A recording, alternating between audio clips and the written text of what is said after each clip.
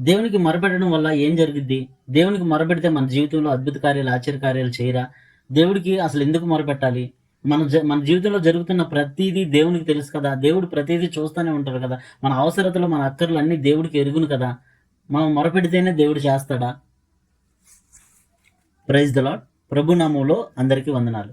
దేవుడు మనకు ఈరోజు ఇచ్చిన వాగ్దానము మొర్రపెట్టుము. మొర్రపెట్టుము. ప్రభువుకి మొర్రపెట్టడం ద్వారా మనకి ఏం జరుగుతుంది? అయితే దేవుడు కొన్ని వాగ్దానాలు ఇచ్చారు. ఆ వాగ్దానాలు చూద్దాం. ఆపత్కాలమున నీవు నన్ను గూర్చి మొరపెట్టుము, నేను నిన్ను విడిపించెదను. కీర్తనల గ్రంథం 50వ అధ్యాయము 15వ వచనం. అయితే ఆపత్కాలంలో నీవు నన్ను గురించి మొరపెట్టుము, నేను నిన్ను విడిపించెదను. అంటే మనం ఆపత్కాలంలో ఉన్నప్పుడు దేవునికి మొర్రపెట్టమని దేవుడు చెప్తున్నారు. ఎందుకు అంటే అడుగుడి ఇయ్యబడును, వెతుకుడి దొరుకును, తట్టుడి తెరవబడును అన్నారు ప్రభువారు. అయితే మనం అడగాలి. మనం అడగకుండా దేవుడు ఏమీ చేయరు. కాబట్టి మనం మొర్రపెట్టవలసిందే. ఆపత్కాలంలో మనం మొర్రపెట్టాలి. మొర్రపెట్టినప్పుడే దేవుడు మనల్ని విడిపిస్తానని ప్రభువారు వాగ్దానం చేశారు. మన జీవితంలో జరిగేవన్నీ దేవుడు చూస్తాడు కదా! మనం ఎందుకు మొరపెట్టాలి? దేవుడికి తెలుసు కదా! మన మనసు తెలుసు కదా! అని మనం అనుకోకూడదు. ఆపత్కాలంలో నీవు నన్ను గూర్చి మొరపెట్టుము, అప్పుడు నేను నిన్ను విడిపిస్తానని ప్రభువారు చెప్తున్నారు. మనం ఏ సమయంలో అయినా దేవునికి మొరపెట్టాల్సిందే. ప్రతి విషయంలో దేవునికి మొరపెట్టాల్సిందే. మొరపెట్టనిదే దేవుడు విడిపించడు. అలాగే కీర్తన గ్రంథం 91వ అధ్యాయము 15వ వచనం చూద్దాం. అతడు నాకు మొర్రపెట్టగా నేను అతనికి ఉత్తరమిచ్చేదను, శ్రమలో నేను అతనికి తోడయుందును. అంటే మరి మొర్రపెట్టిన తర్వాత దేవుడు విడుదల చేస్తారని చూసాం. ఉత్తరం కూడా దయచేస్తారంట. అంటే మనం దేని గురించి అయినా మొరపెడితే దానికి జవాబిస్తారు ప్రభువారు. ఆ జవాబు ప్రకారం మనం నడుచుకుంటే దేవుని అద్భుత కార్యాలు, ఆశ్చర్య కార్యాలు చూస్తాం. అలాగే శ్రమలో నేను అతనికి తోడయుందును. అంటే మనం మొరపెట్టంగానే శ్రమ నుంచి విడుదల రాదు, కానీ శ్రమలో దేవుడు మనకి తోడుగా ఉంటానని చెప్తున్నాడు. శ్రమలో కొన్ని శ్రమల్లో మనం మొరపెట్టంగానే విడుదల రాదు, ఉత్తరం ఇస్తాడంట. మనం ఇందాక చూసిన వచనంలో నేను విడిపించదును అన్నారు ఆపత్కాలంలో. మరి రెండోదిగా అతడు నాకు మొరపెట్టగా నేను అతనికి ఉత్తరం ఇస్తాను, శ్రమలో నేను అతనికి తోడై ఉంటాను అన్నారు. శత్రుఘ్ మెషక్ అబేద్నెగోలను చూసాం. శ్రమలో ఏమయ్యారు? దేవుడు తోడై ఉన్నారు, కానీ అగ్నిగుండాన్ని చల్లార్చలా.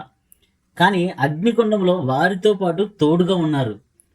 కాబట్టి శ్రమలలో అతడు నాకు మొర్రపెడితే నేను అతనికి తోడుగా ఉంటాను అని ప్రభువారు మనకు వాగ్దానం చేశారు. అలాగే జకరియా గ్రంథము 13వ అధ్యాయం 9వ వచనం చూద్దాం. వారు నా నామమును బట్టి మొర్రపెట్టగా నేను వారి మొరను ఆలకింతును. మనం ఎప్పుడైతే దేవుని నామంలో మనం మొర్రపెడతామో మన మొరను ఆలకిస్తారంట. అలాగే ఇర్మియా గ్రంథము 33వ అధ్యాయం 3వ వచనం చూద్దాం. నాకు మొర్రపెట్టుము, నీవు గ్రహింపలేని గొప్ప సంగతులను, గూఢమైన సంగతులను నీకు తెలియజేతను. అయితే మనం దేవునికి మొరపెడితే మనం గ్రహింపలేని గొప్ప సంగతులు దేవుడు తెలియజేసినప్పుడు, గూఢమైన సంగతులు మనకు తెలియజేసినప్పుడు. అలాగే కీర్తన గ్రంథము 9వ అధ్యాయము 12వ వచనం చూద్దాం. ఆయన బాధపరచబడు వారిని జ్ఞాపకము చేసుకొనును, వారి మొరను ఆయన మరువడు. ఏంటి? బాధపడు వారిని ఆయన జ్ఞాపకం చేసుకుంటాడు. బాధపడుతున్నారు వీళ్ళు, జ్ఞాపకం చేసుకుంటాడు.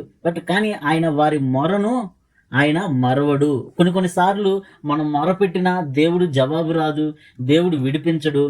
అలాగే శ్రమలో ఉన్నామని మనం అనుకుంటాం, కానీ దేవుడికి జ్ఞాపకము ఉంటుంది అని దేవుడు మనకు వాగ్దానం చేశారు. అలాగే కీర్తన గ్రంథము 55వ అధ్యాయం 17వ వచనం చూద్దాం. సాయంకాలమున, ఉదయమున, మధ్యాహ్నము నేను ధ్యానించుచు మొర్రపెట్టుకొందును, ఆయన నా ప్రార్థన ఆలకించును. ఎప్పుడెప్పుడు ప్రార్థన చేస్తున్నారంట దావీదు గారు?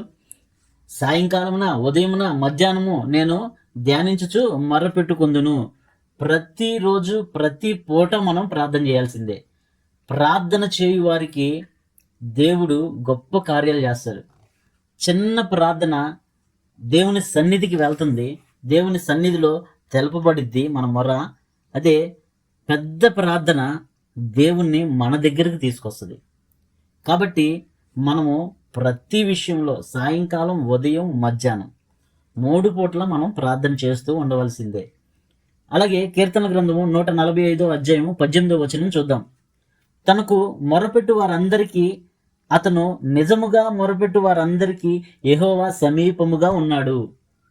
మొరపెట్టు వారందరికీ మరియు నిజముగా మొరపెట్టు వారందరికీ యెహోవా సమీపముగా ఉన్నారు. దేవుడు సమీపంగా ఎవరికి ఉంటారు అంటే నిజముగా మొరపెట్టు వారికి ఉదయం, మధ్యాహ్నం, సాయంత్రం 3 పూటలు మొరపెట్టే వారికి అంట దేవుడు సమీపంగా ఉంటానని దేవుడు వాగ్దానం చేశాడు. కాబట్టి మనం నిజముగా మొరపెట్టాలి. అలాగే లూకాసు వార్త 18వ అధ్యాయం 7వ వచనం 8వ వచనం చూద్దాం. దేవుడు తాను ఏర్పరచుకొనిన వారు దీవారాత్రులు తన్ను గూర్చి మొరపెట్టుకొనుచుండగా వారికి త్వరగా న్యాయము తీర్చును.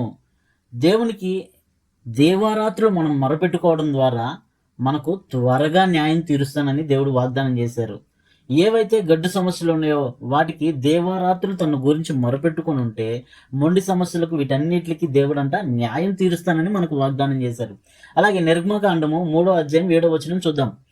నేను ఐగుప్తులోనున్న నా ప్రజల మొరను వింటిని, వారి దుఃఖములు నాకు తెలిసే ఉన్నవి.